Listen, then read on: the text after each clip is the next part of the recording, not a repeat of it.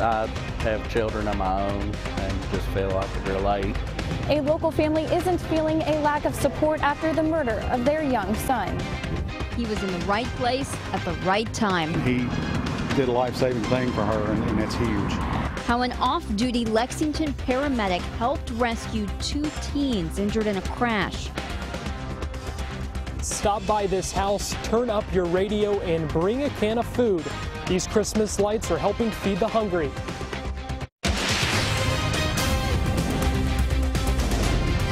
This is WKYT News at 11. He was the victim of a senseless crime. Tonight, a Woodford County community is helping the family of a 6-year-old murder victim. Thanks for staying up with WKYT. I'm Kristen Kennedy.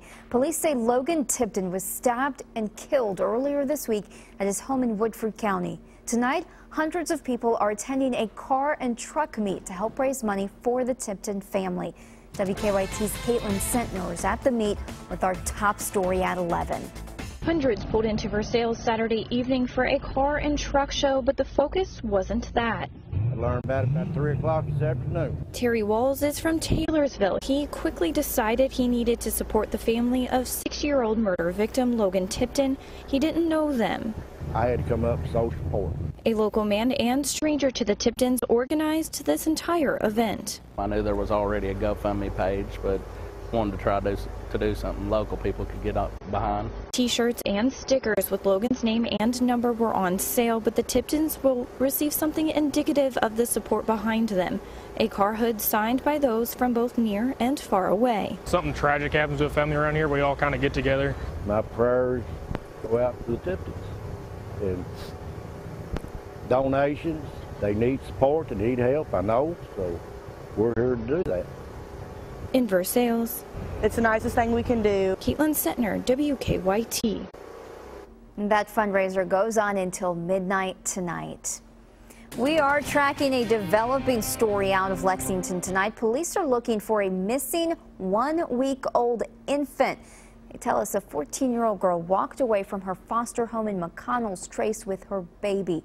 The two were last seen around 7:30 tonight. Police say the 14-year-old has brown hair and hazel eyes and was wearing blue jeans and a red shirt. Police say the baby was wrapped in a blanket.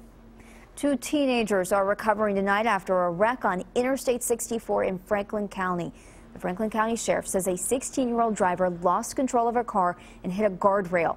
We're told the guardrail went through the car and injured the driver and her passenger. The sheriff says an off-duty Lexington paramedic helped the girl before first responders arrived.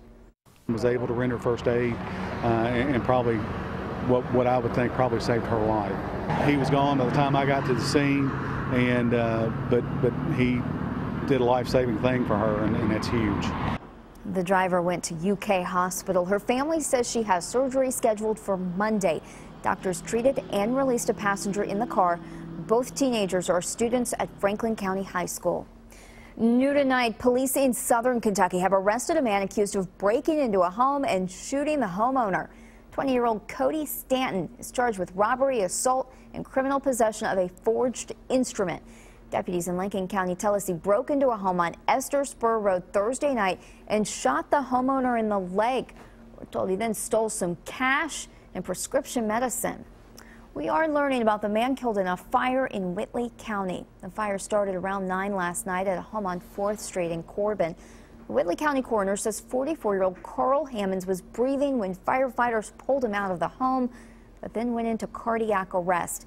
They took him to Baptist Health in Corbin, where he died. They located the subject in the home, brought him outside. The subject was breathing on his own for a few minutes. Firefighters assisted in ventilating the patient. Firefighters believe the fire started on the stove, but they are still trying to pinpoint the cause.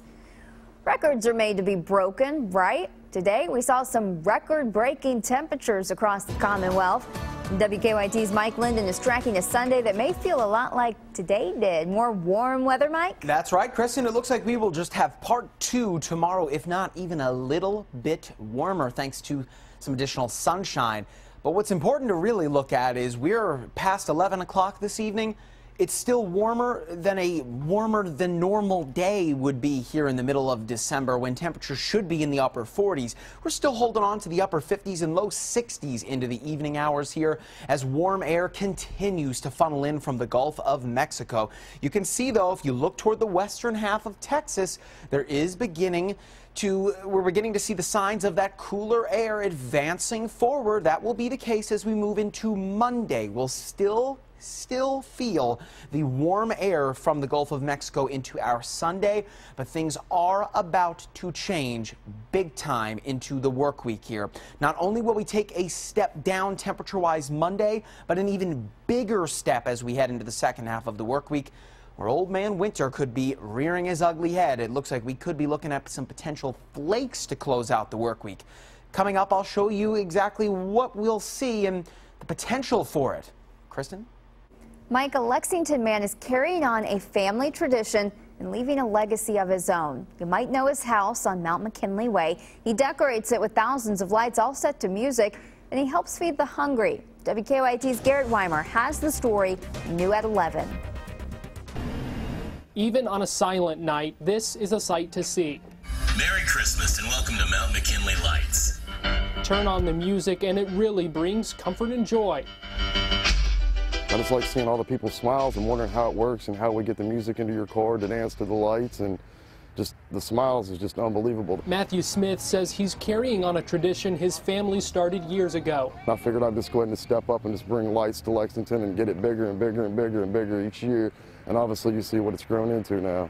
Snoopy, Santa, the Grinch, and some personal touches too. This is a diabetes ribbon that I had specially made for me, my daughter, and my brother, and every other diabetic that suffers and requires insulin to live on a day-to-day basis. It's all part of Smith's modern-day Griswold get-up. The lights may be merry and bright, but this is not just an eye-popping attraction. If you can come by and give some food to God's pantry, just one canned good, 2, 3, 4, 5, whatever you can do would be great. Every can and every light, part of what makes this the most wonderful time of the year. In Lexington, Garrett Weimer, WKYT.